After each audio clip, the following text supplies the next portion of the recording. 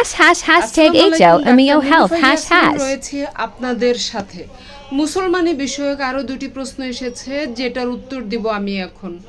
একজন জানতে চেয়েছেন মুসলমানিতে কতটুকু চামড়া কাটা হয়, আর একজন জানতে চেয়েছেন ডিভাইস মুসলমানি সম্পর্কে। চামড়া কাটা হয়, ধরে নিই এটি একটি লিঙ্গমুণ্ডে যে বাড়তি চামড়াটুকু দিয়ে ঢাকা থাকে, এই চামড়াটুকু গ্লান্সের উপরে চামড়াটুকু টেনে ধরে এইটুকু কাটা হয় জাস্ট মুন্ডুটাকে বের করে দেওয়ার জন্য। এইটুকুই কাটা হবে, বাড়তি কাটা হবে না।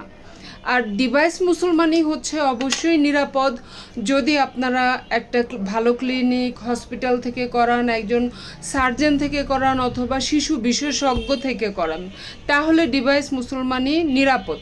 কারণ এখানে রক্তপাত ও ব্যথা কম, ইনফেকশনের ঝুঁকি কম, ক্ষতস্থান তাড়াতাড়ি শুকায়, আর 5 থেকে 7 দিনের মধ্যে ডিভাইসটা নিজের থেকে চামড়া শুকিয়ে পড়ে যায়।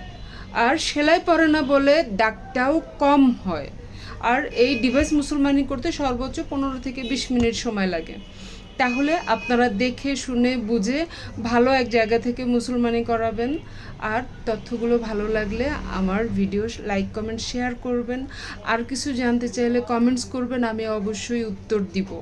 আমার ভিডিও ভালো লাগলে আমার চ্যানেলটি সাবস্ক্রাইব করে দিবেন। ভালো থাকবেন, আল্লাহ হাফেজ।